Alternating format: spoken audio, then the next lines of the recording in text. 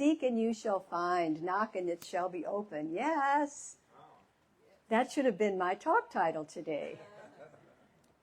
Well, my talk title is, I had to look again, You Are the Power. But you know, I think I rewrote, I misquoted myself when I turned it in. You have the power. Because if we think we are the power, sometimes it gets like egoic, like we think we're great, we can do, you know, which we do have the power when we're connected. When we're connected to a higher power.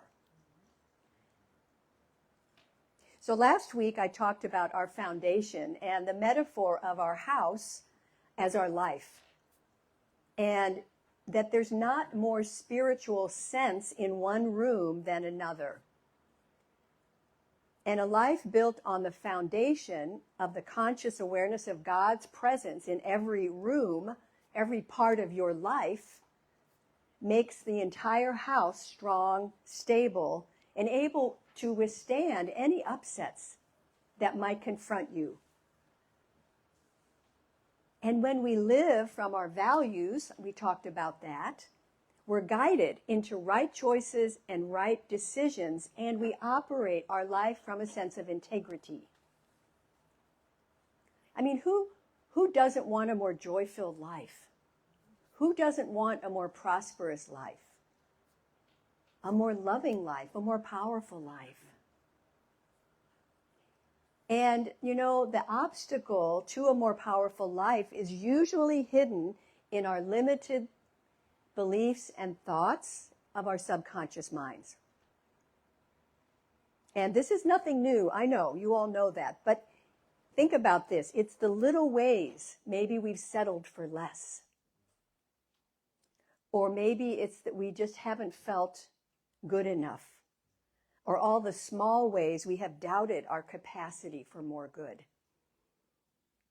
Because even the smallest doubt, the smallest worry, the smallest fear that is reinforced enough times can become a major barrier on the path to a more powerful and loving life. It's like those neural pathways, which I'll talk about a little later. But there's good news. The good news is the same thing that got you to the point of limitation is the same thing that can get you where you want to be. We each have a spiritual roto-rooter to clear out the clutter, the mind clutter. I love that idea. Just get in there and clean it out. The founder of the Science of Mind, Dr. Ernest Holmes, is famous for this saying. There's a power for good in the universe, greater than you are, and you can use it. Take that in. I know we hear that a lot, but wow, it's so powerful. Because when we embrace divine mind, we're tapping into the love we all have within, the power we have within. And if we want to live from a power-filled place, we have to be mindful. We have to be mindful of our words. You know, we can casually say to each other, oh, I hate this weather. Oh, I hate cucumbers. Oh, I hate bad drivers. Well, we cannot continue to say and talk like that and be in true alignment. I know you all know this, but you know, wow, think about it. If we remove all destructive thoughts, can we actually emulate the mind of the powerful divine creator? Is it really that simple? Well, yes and no. I don't know if you've noticed, but the problem is we live in a world filled with negative, destructive thinking. And even thinking that another person has destructive thinking and actions is in fact destructive. Ah! It's crazy. You just got to really be careful. And love is never destructive, ever. Hear that. And we've talked about this all month. The power of love. And love is based on the creative force that is the truth of all of us. So affirm with me, the power of love is with me now. The power of love is with me now. Say that again. The power of love is with me now. Take that in. That's a beautiful direction that we can take. Resentment, envy, repressed anger, hate, jealousy, violence, spite, vindictiveness, bitterness, rage are just a few of the destructive emotions and reactions we can have. I'm sure there's more. But remember a while back I shared, scientist David Hawkins' map of consciousness. And those particular emotions are way down on the scale. They're way down. And they create a miserable, hopeless life. And bless people that are stuck there. You know, bless them. That's why I'm so grateful. And I know I say this, but I'm so grateful for the practices and the teachings that we have here in the Science of Mind, or wherever you get your spiritual teaching. Because we practice the ABCs, which are awareness builds consciousness. Pretty good. Because when I know better, I can do better. And you all know better. Don't you? That's why you're here. Say that. When I know better, I can do better. When I know better, I can do better. And when we forget, and when we kind of fall off, forgive yourself and just get back up. Don't beat yourself up. But I really invite you to pay attention to what's coming out of your mouth or what's in your mind. So my personal practice is to be aware of my thoughts as best I can. And when I notice they're not so great, I simply just ask for guidance and I work to change them. And I say, oh, isn't that interesting? I'm going down there. Okay, well, now I'm going to go over here. So I take my divine power back because you have the power to do that. You're not helpless. You're not a victim. You can play the victim. Go ahead. How's that feel? How's that working? So the path to a powerful life is in understanding the power you have in your consciousness to create a powerful life. So we always are a choice, moment by moment, to reinforce those limiting thoughts or to uproot them and replace them with a more productive, loving thought. That's why I think the spiritual mind treatment, which is our form of affirmative prayer, is so transformative. It's a direct line to universal mind. It's direct. It's a quantum process. And it's so much more powerful than just positive thinking. It's productive thinking.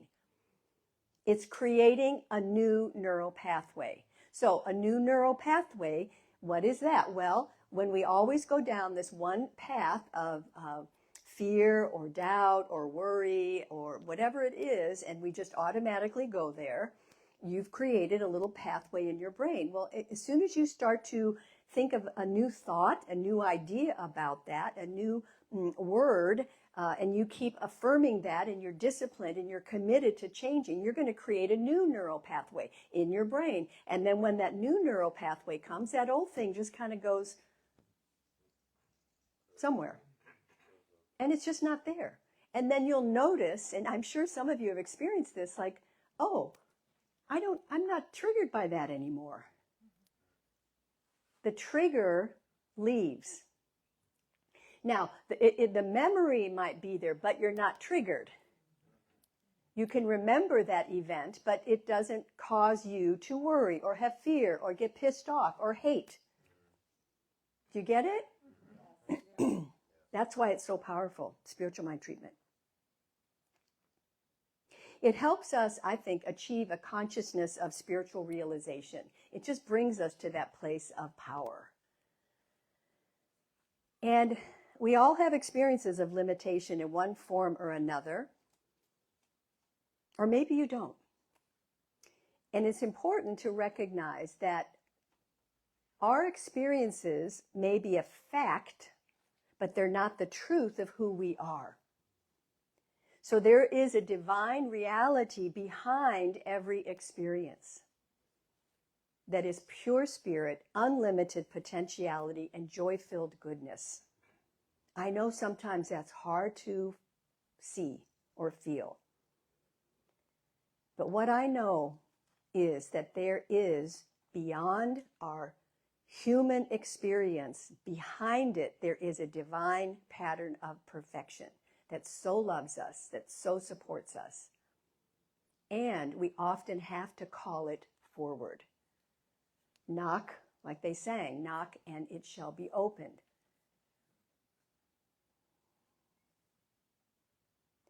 So doing spiritual mind treatment or any practice of spiritual work works if you work it.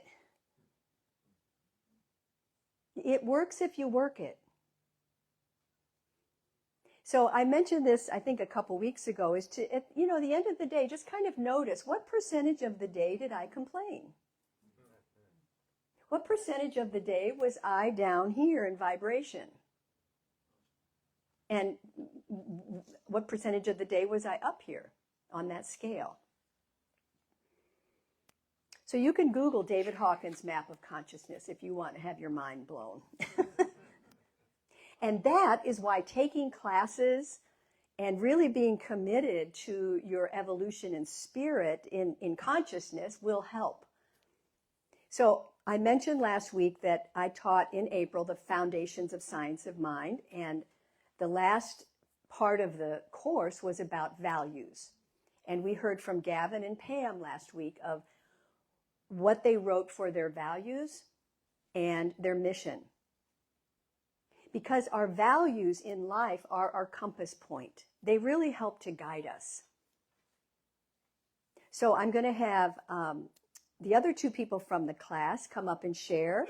So Jackie, come on up. Can I have the mic, please? And they're going to share their value statement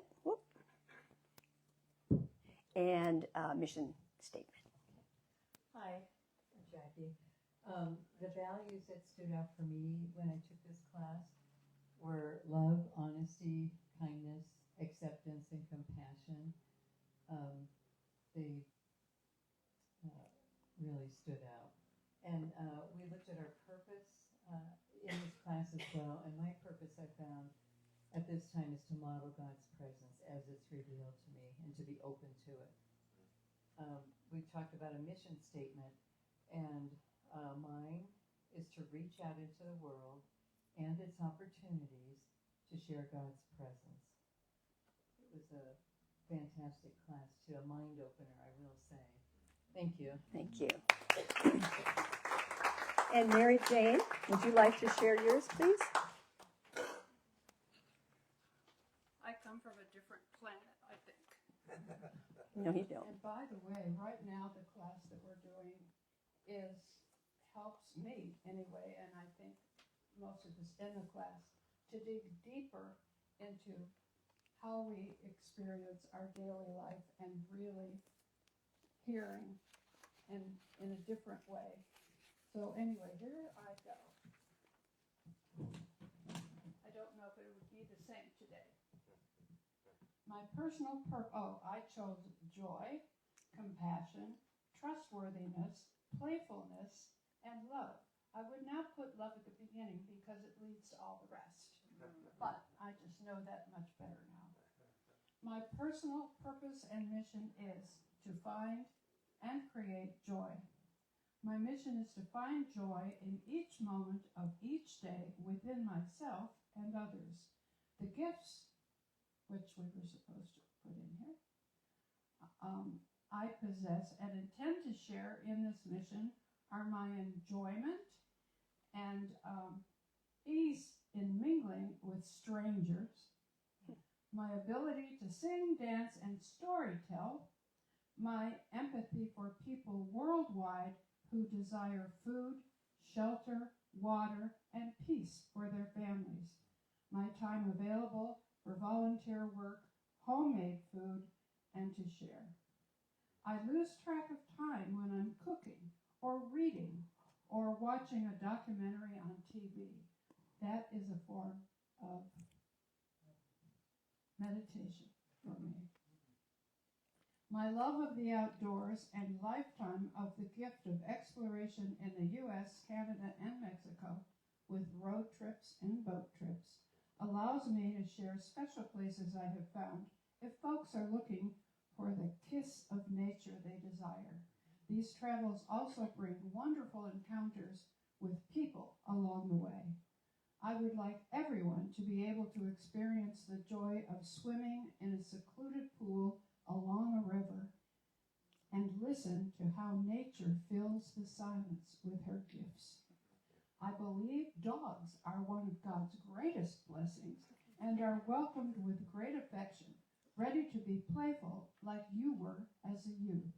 Me, I encourage it. With the right thinking, the joy has already arrived. Yeah. Worthy as you, Joy.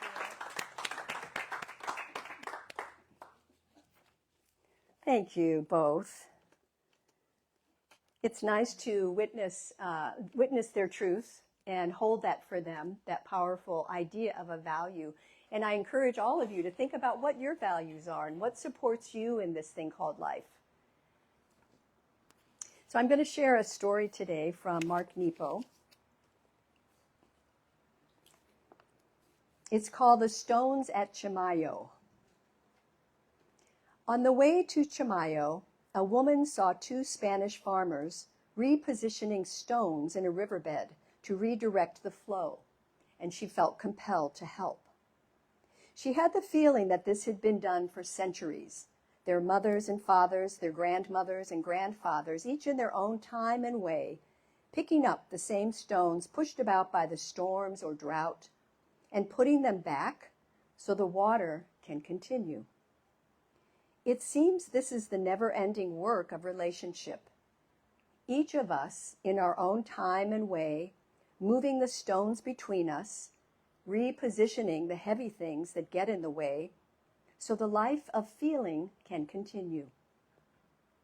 The weather of simply living jams things up, and we, like every generation before us, must roll up our pants, sleeves, and step into the river and unclog the flow. Of course, we need to ask, what are the stones pushed about between us? What are the heavy things that keep getting in the way? No doubt they are infinite and particular, but often they are made of habits. Habits of not, N-O-T, not seeing, not hearing, not being present, not feeling, not risking the truth, not risking the heart's need to live out in the open. That we close off, jam up, spill over, and dry up are all part of being human in the gravity of time. That we feel compelled to stop and even help strangers move the heavy thing out of the way is an impulse known as love.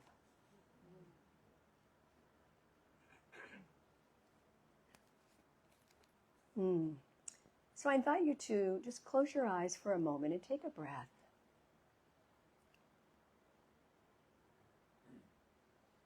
And identify something maybe heavy within you right now that seems to be in your way. Just notice. And does it have to do with a habit of not? Maybe you're not allowing something to flow freely within you.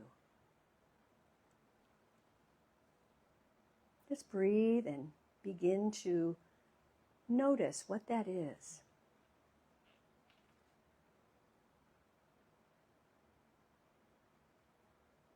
What are you not allowing?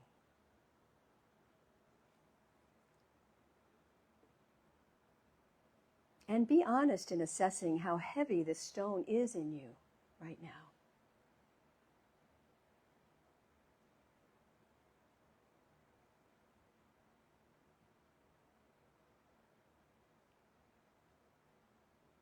And if you need help in moving it, whom will you ask to help you and when?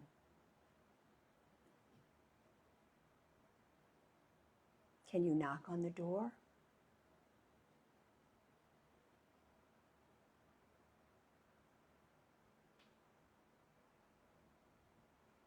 And we breathe.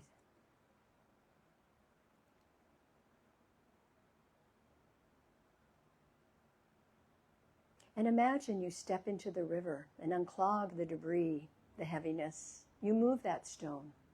You just move it, maybe with help. And as that stone is moved, you reclaim your power. And you're in the flow again. The flow of love.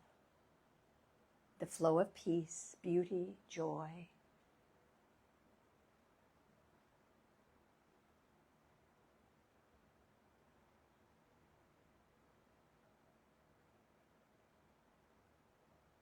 Yes. Unclogging the flow and moving the stones that are heavy. And so take a deep breath and come back. Gratitude.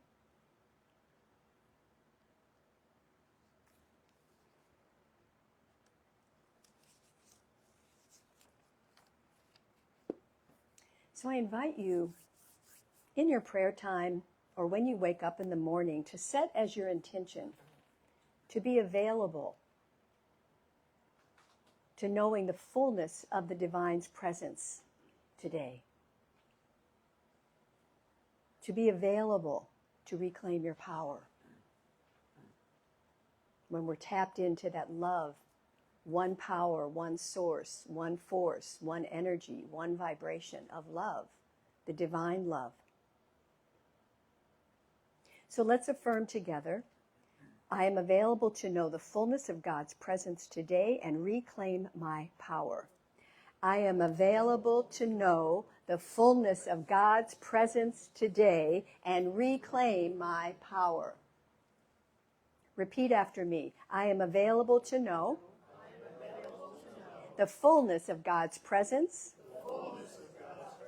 today and reclaim my power. Give your neighbor a high five. Yeah. Yeah. Are you in? Yes. Are you in? I'm really in. Are you really, really in? And so it is.